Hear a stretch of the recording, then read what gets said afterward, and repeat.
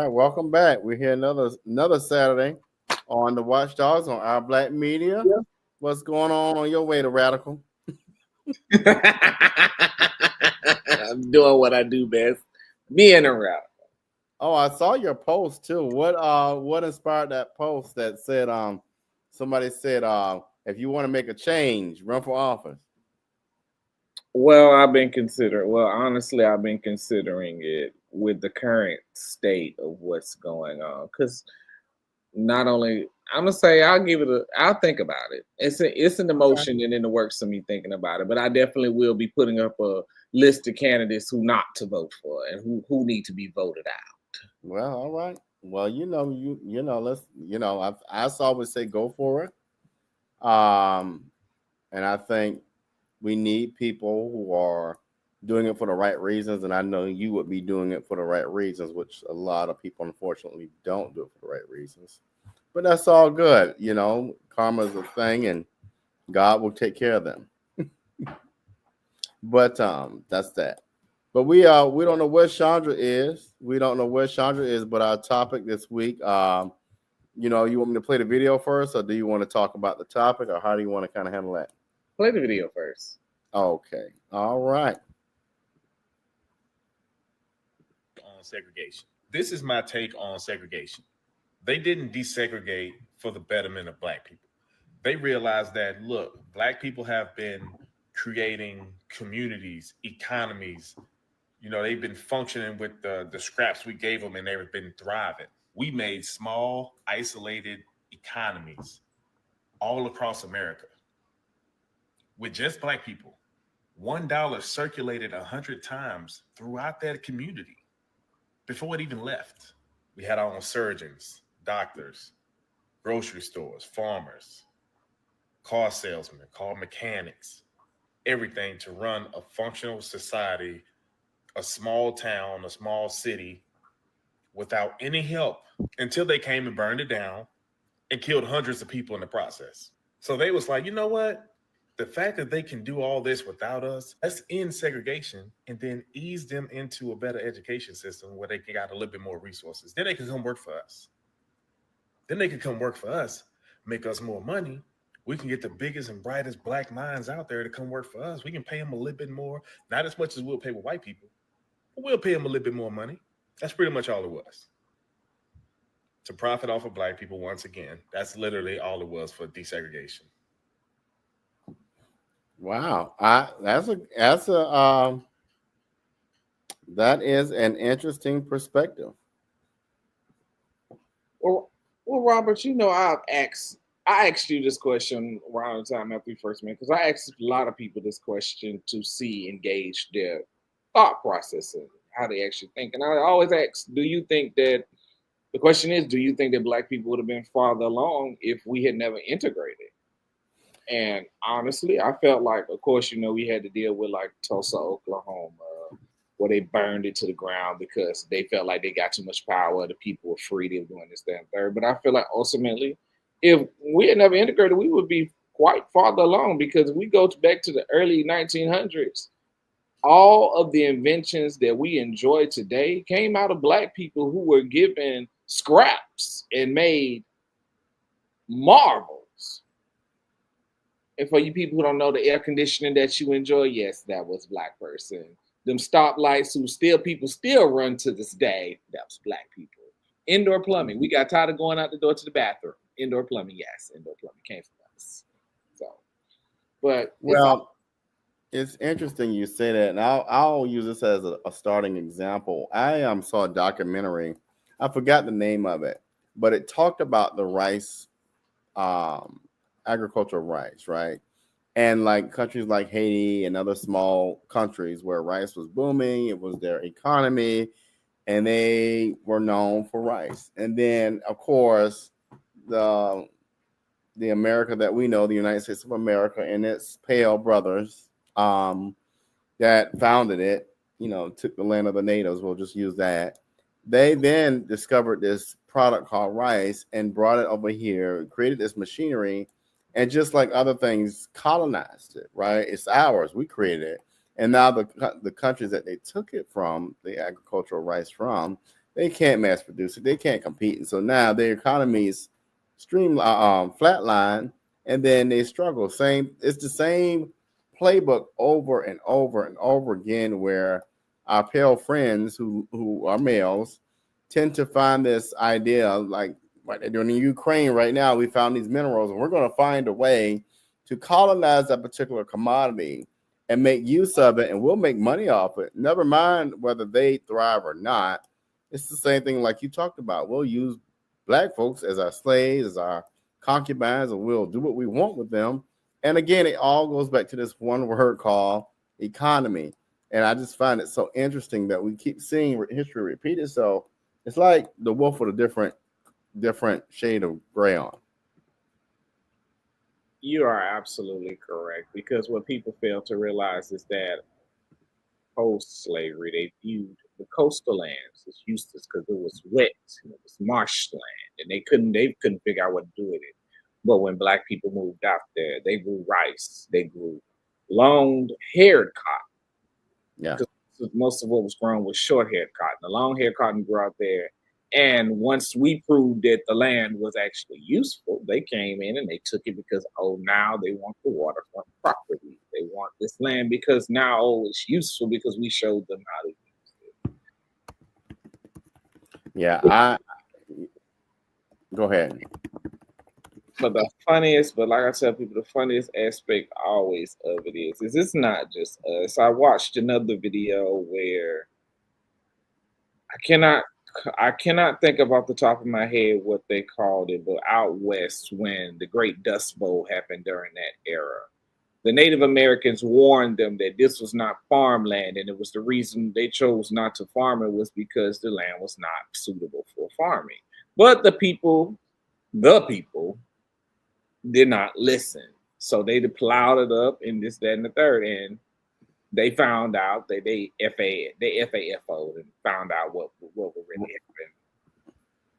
They couldn't grow. It was a drought. They were nomadic because they followed the animals across the land because they knew it wasn't suitable for farming. But what wound up happening was they couldn't grow crops. It was dried up. They wound up getting dust pneumonia, stuff like that. People don't heed the warnings, but when it comes to our people are going. Our people, we thrive. We've proven that throughout history that we are thriving. We took the scraps and we made from food all the way to inventions.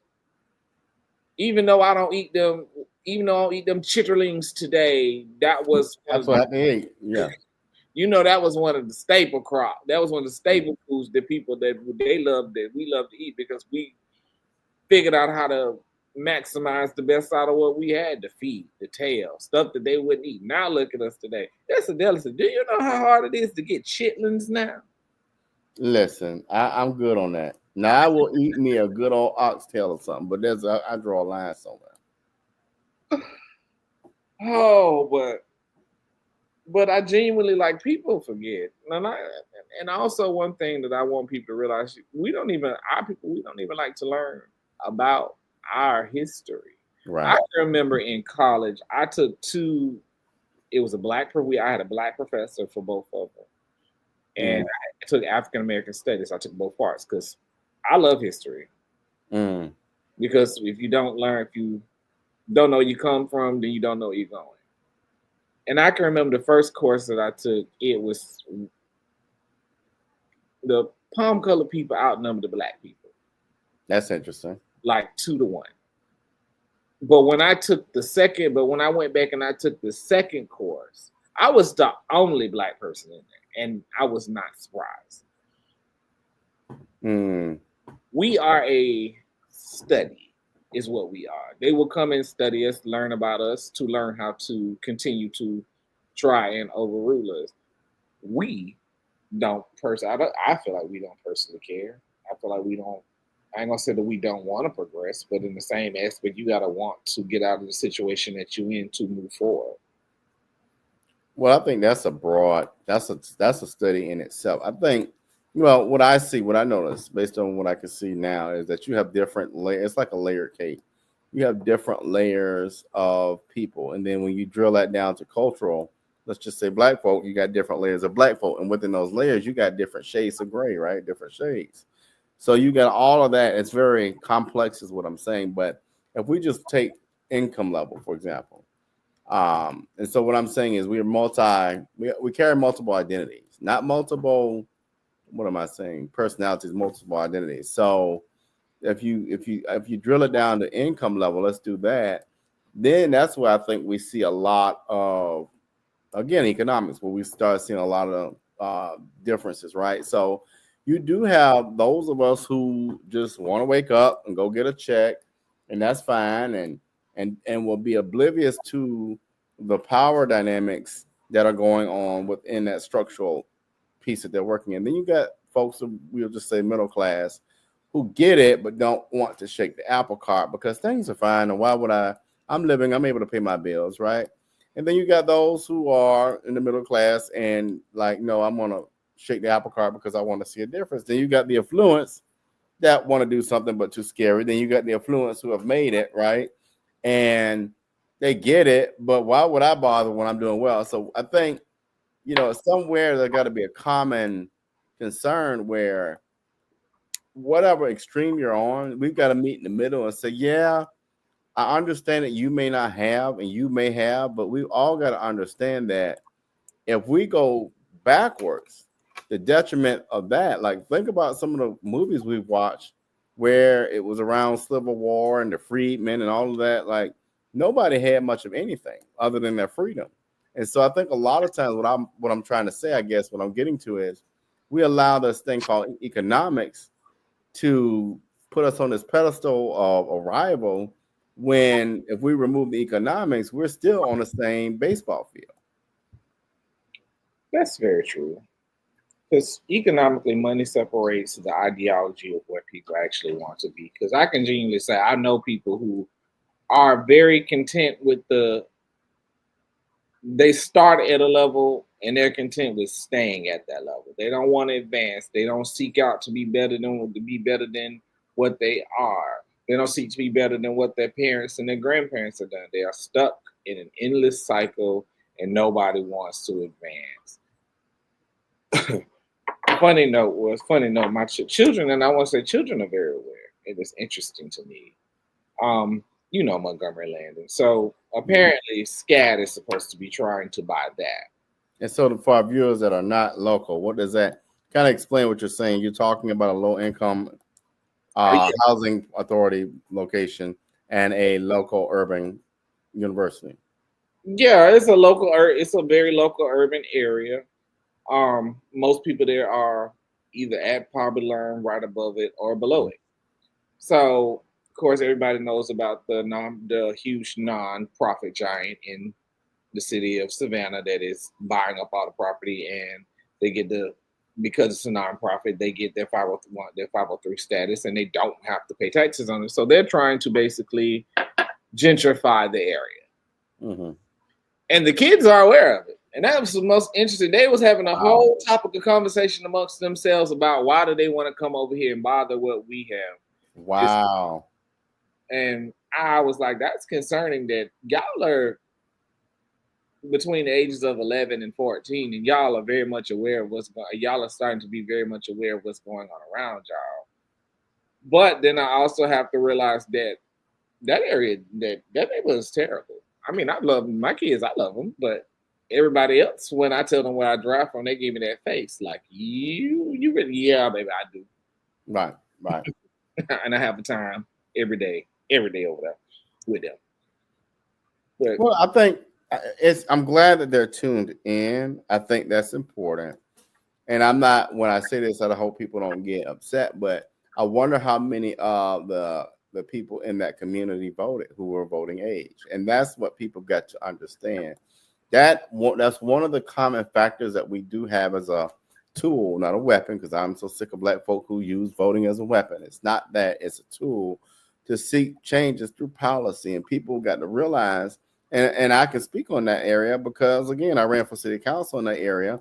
The person who won is an incumbent who does have allegiances to people that have money. It's It's a known fact. I mean, you can't prove it, but you got to have people like we said earlier, where you're not so wedded to the economic benefit of helping these people acquire this space, but you're committed to the people that are in the area. But if the people in the area don't vote, then their voice is silenced, and then guess what? I'm no longer paying attention to you. That's what people need to realize.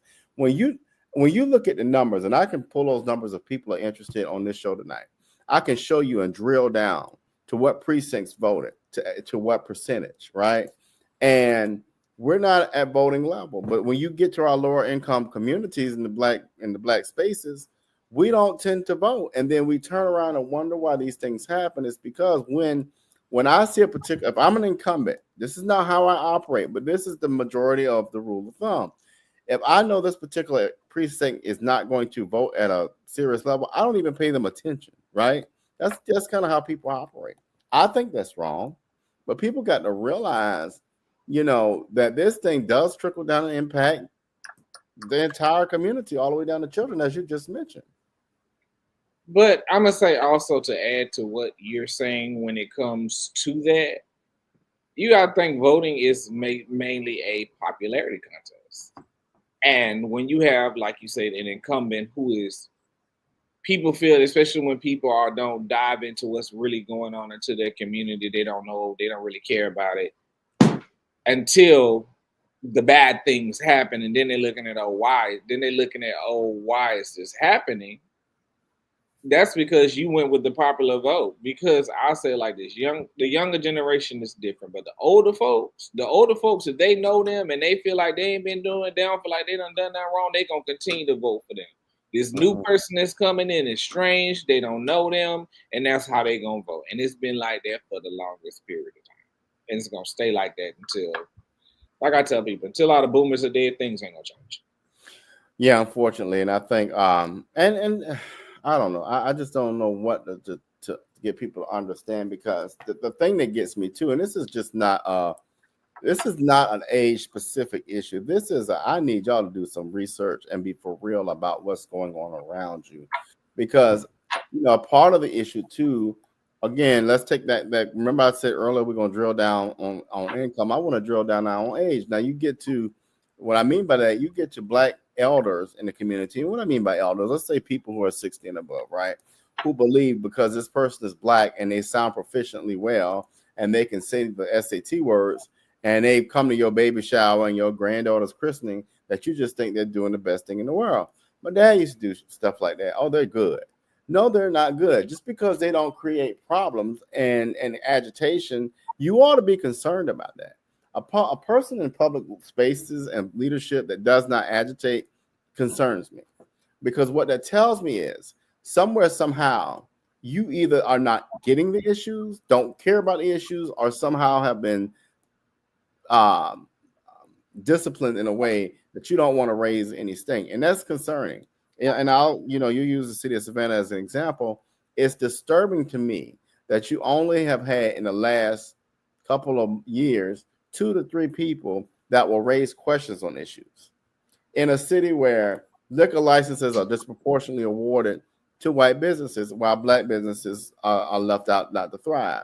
And that's just disappointing. So what I'm saying is we've got to do a collective job of trying to get an understanding of, it may not be at your front door today, but it's at the front door of somebody in your family. So every black family has that person that is on that line of poverty, or they just ain't right because they got some mental issues going on.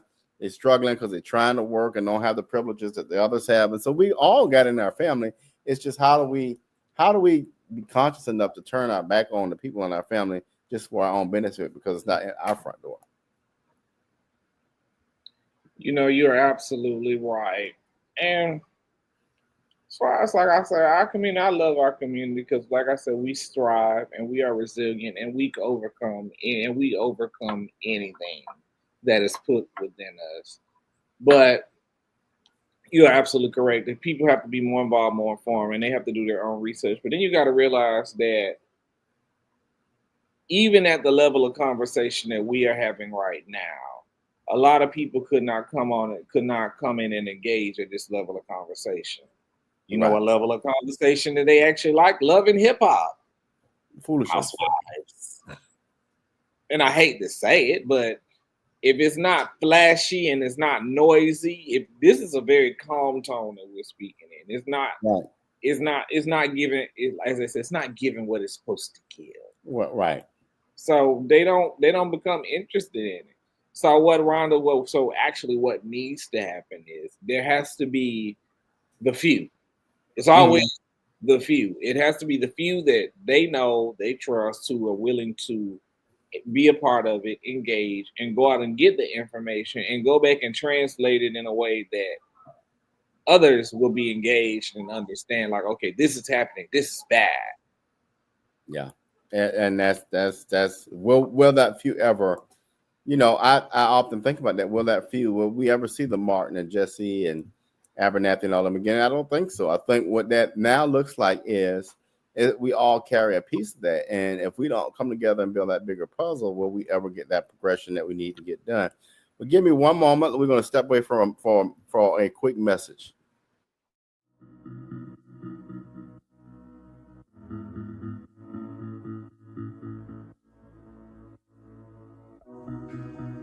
Savannah, are you looking for some of the best Southern soul food? Then check out Kim's Cafe at 714 MLK Boulevard. The food is so good, you'll think that your mother cooked it. Located in the heart of Savannah, Kim's has a menu that includes breakfast anytime, lunch when you need it, and dinner so you won't have to cook when you get home. They also cater all types of events and can host your reserved event at the restaurant. Come see what everyone has been raving about. Great food, great atmosphere, and a great time. Kim's Cafe, 714 MLK Boulevard in beautiful downtown Savannah.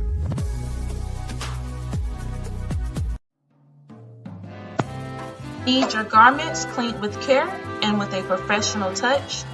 Then bring them to One Price Cleaners in Garden City at the Old Farmers Market on Highway 80. Service you can count on.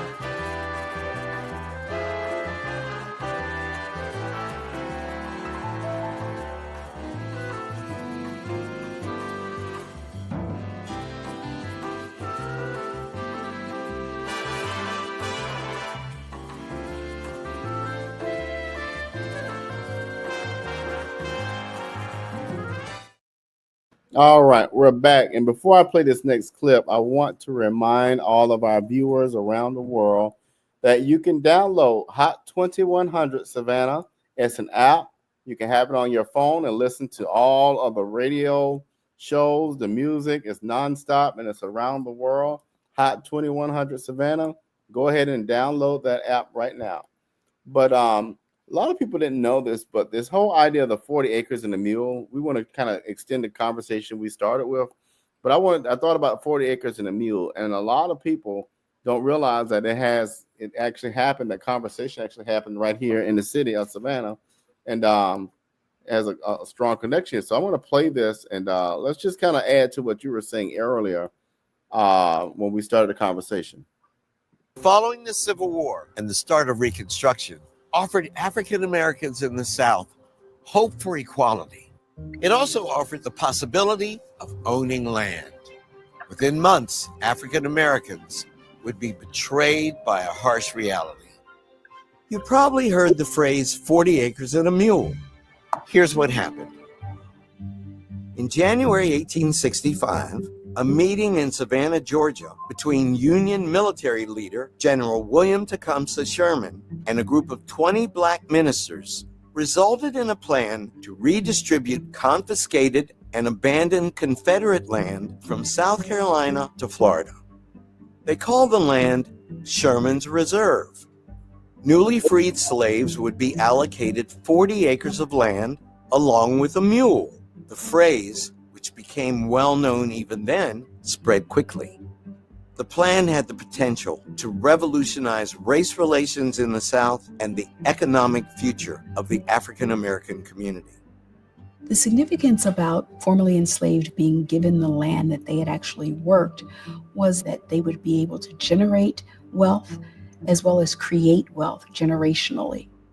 By the summer of 1865, thousands of black families had settled on portions of the Sherman Reserve and were excited to plot their futures. But later that year, as part of his Reconstruction plan, actually intended to appease the former Confederacy, President Andrew Johnson abruptly canceled the order, giving the land back to its previous owners. The United States had the opportunity to make it possible for the formerly enslaved people to be economically independent, and the country failed to do it. That initial meeting more than 100 years ago between General Sherman and Savannah's leading black ministers was historic. At least for a brief moment in history, the opinion of black leaders had led directly to a radical public policy initiative. Remarkably, over a century and a half later, on June 19, 2019, the House of Representatives held a hearing on H.R. 40, a bill named in honor of the famous phrase, 40 acres and a mule.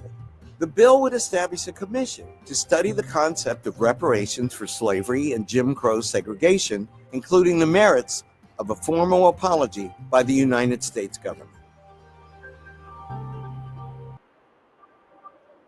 And, I recently took a tour by Dr. Jamal Toure, who does Black History tours here in Savannah, and I never knew that happened here.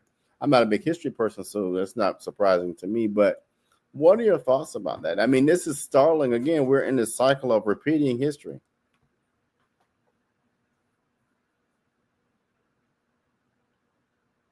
Oh, I think you're muted.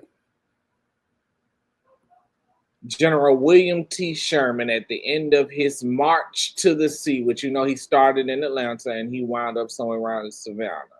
He made a proclamation to them that they would give each enslaved family 40 acres and an army of mules.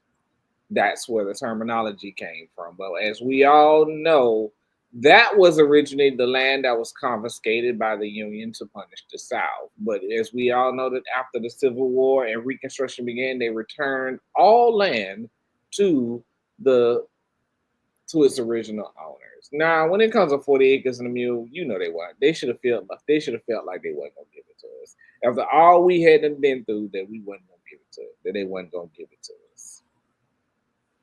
Well, and the same thing's happening. I won't say the same thing is happening, but what I will say, and both parties, all of the political parties are fall under this comment, is the fact that we could continue to see these promises. And I think, again, I talked earlier about people using their vote as a weapon. That's why a number of people, black folks, use their vote as a weapon. You will hear them say, well, I didn't vote for Trump. I voted against Kamala, which to me, I got my own thoughts on that, which I'll reserve.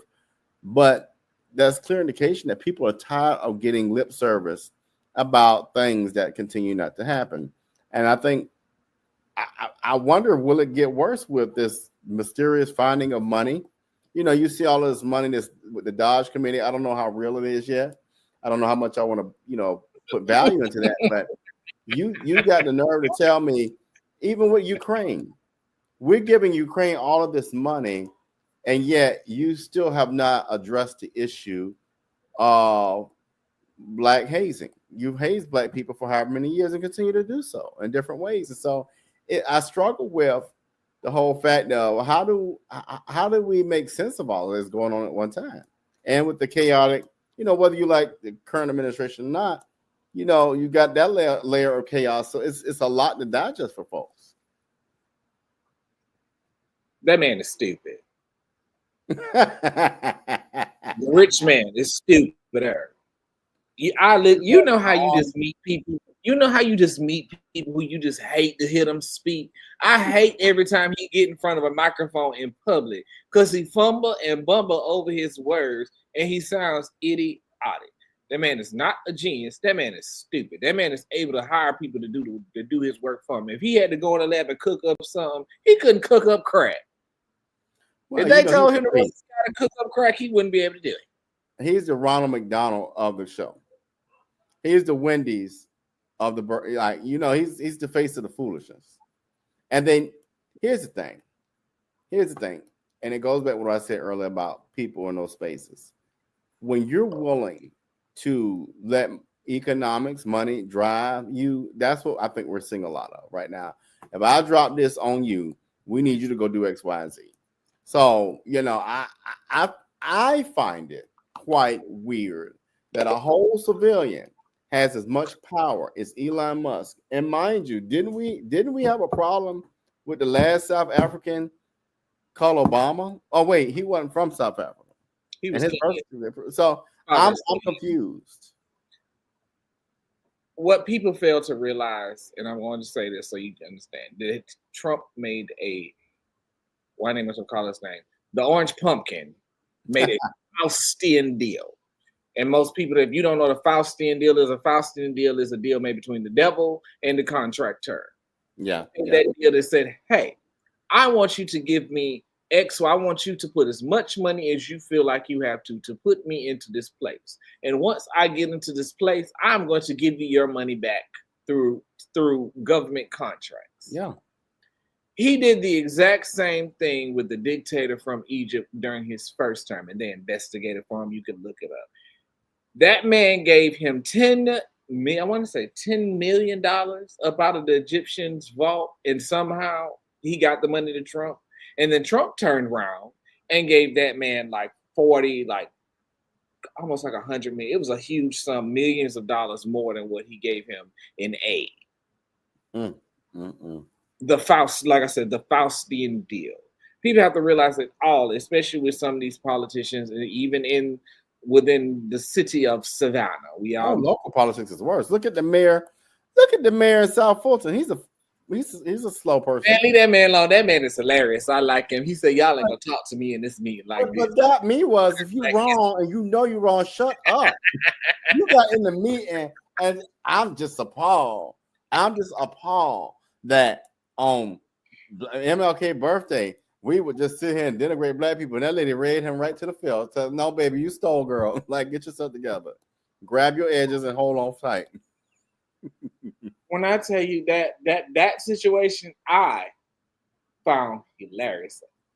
You know, he tried to get them to raise his salary as well. He was driving around a government. He wanted to get a government vehicle, and he took a trip somewhere and tried to justify it with the city funds. I say, y'all get on my nerves when y'all get these. I do not care, and it be us like you can't do what the others do. Oh no, but let's. I want y'all to let's never forget. Y'all former mayor Edna Jackson, she took that trip to China and said she was going to visit Savannah's sister city in China. I said, what the fuck you mean Savannah got a sister city in China? The only sister that I know about was Charleston. Like I knew about Charleston. No, she went to China. China. And spent them taxes out to go tell me she went to visit the sister city. Oh, no, that lady was just full up too. Oh, okay. Well, I okay. Baby, I just don't my thing is, but the thing that makes Trump so dangerous, the Supreme Court and already told him you can do what the hell you want to do.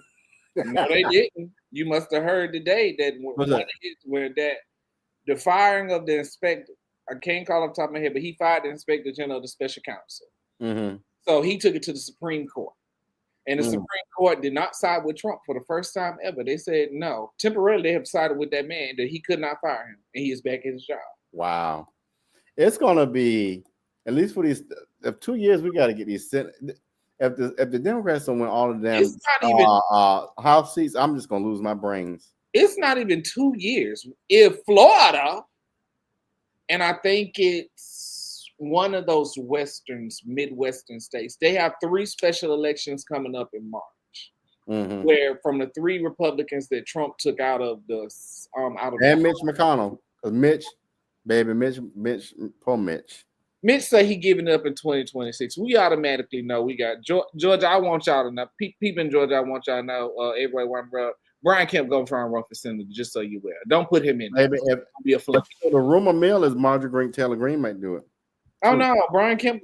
He ain't said nothing yet, but I guarantee he's gonna. Well, he might wait and get Warner, or and the news is very hot about this. He's pretty strong enough to run for president. I mean, he's a very popular governor. Who? Popular. Brian Kemp. I like Brian Kemp.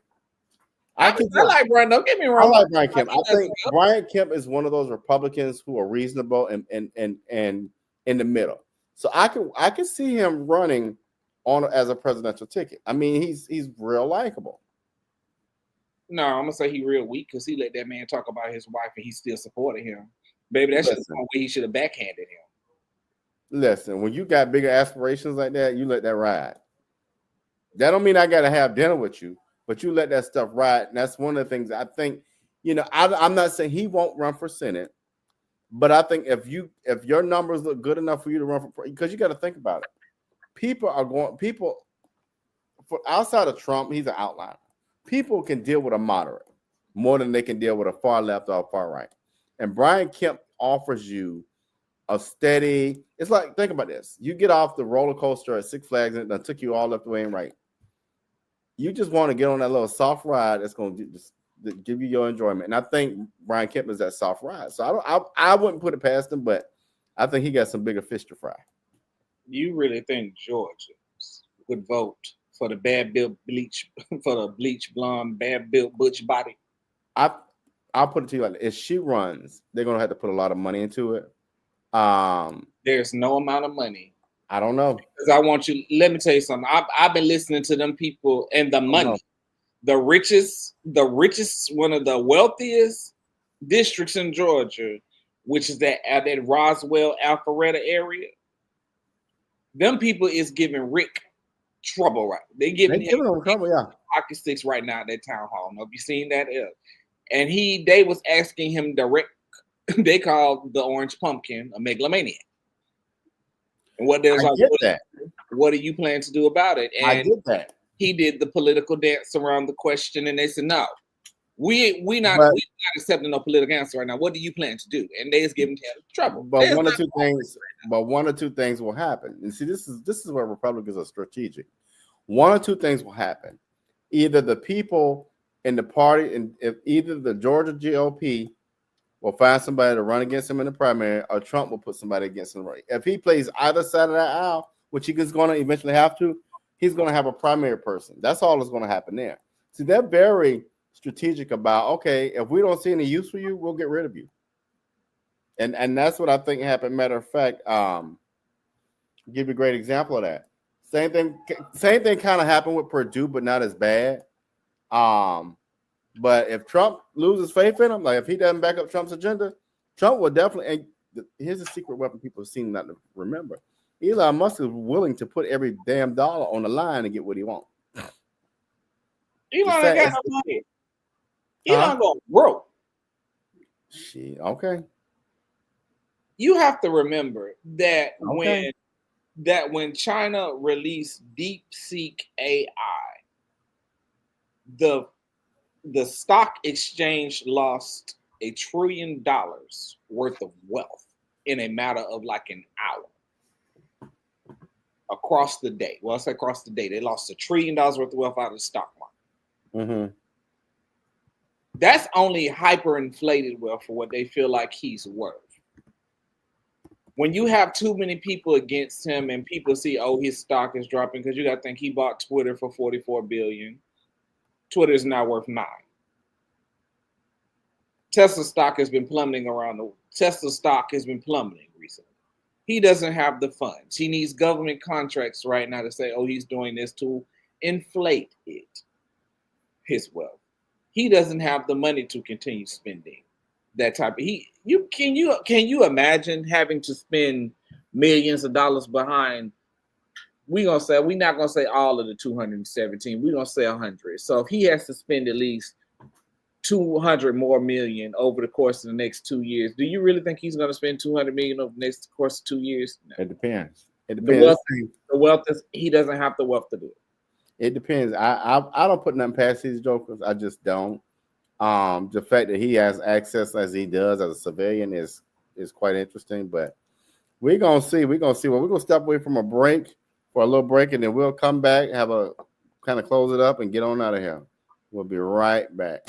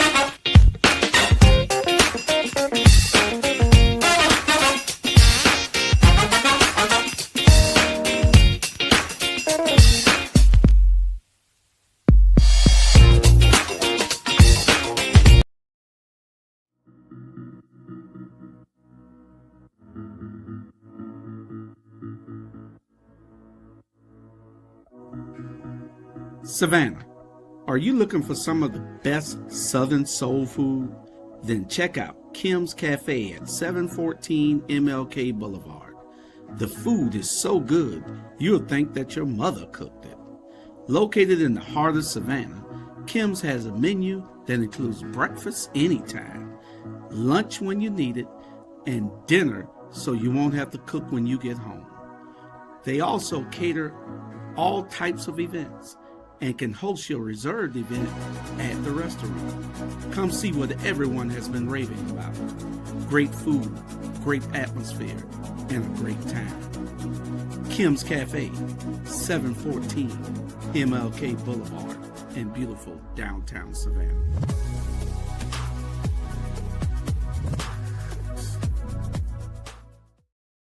I almost had to stop from laughing because it made me think about that part on Friday when real so good might make you slap your mama. Hey, mama.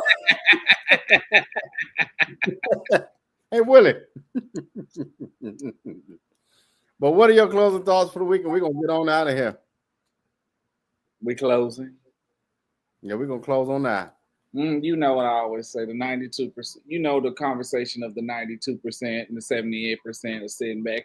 And like I tell people, I quite agree. At this point in time, no black blood has been spilled. I don't want to see any black blood spilled. At this point, it's been peaceful protest. The police been out, but they have not been attacking anybody. So let's continue to do this. It's our time to sit back and let everybody do the work for us that we always do. No, I agree with that. I think as long as people, you know, I'm big on be strategic. You know, don't go out here and antagonize in a way that doesn't make sense. But I do say we got to be strategic in not just getting people registered to vote, but getting them to the polls. We got to organize together with the churches and the civic organizations and, you know, our inner cities. We got to reach beyond the income barriers and the age barriers. And we just got to really build a collective approach to this thing. At the end of the day, if we could put an economic dent in Target, then think about how if we all stood on our Malcolm and Martin and Abernathy and Sheila, if we stood on those principles, how far we could go. I mean, Kwanzaa tells us how to do it if we just want to do it. And then you just organize. And you know, we don't need it. And here's the thing, I think I agree with certain people. We don't need Democrats, Republicans, Libertarians to tell us how to operate. We can work with them. We can support some of their values. But we got to remember, there's not really one political party that has given us this warm welcome where we receive these benefits. And so we got to think about this. Is this kind of like the Russian-Ukraine thing where America just assumes we're going to assimilate and line up just because you give us Juneteenth and you give us these paying jobs, but they're not living wages and they're not equal salaries? So we got to think a little deep and be strategic. Remember, Savannah is a black town. It's the one of the very few cities that's run by black people. That's what I don't get with these black cities. Like, and I'm not saying give everything to the blacks, but come on, man. We still don't even have equality in the spaces where we could create equality. But anyway. All right. Well, we'll be back next week. We will do the same thing, same time. Y'all have a great week. And remember to download Hot 2100 Savannah. And let's see you then. Peace. Like that.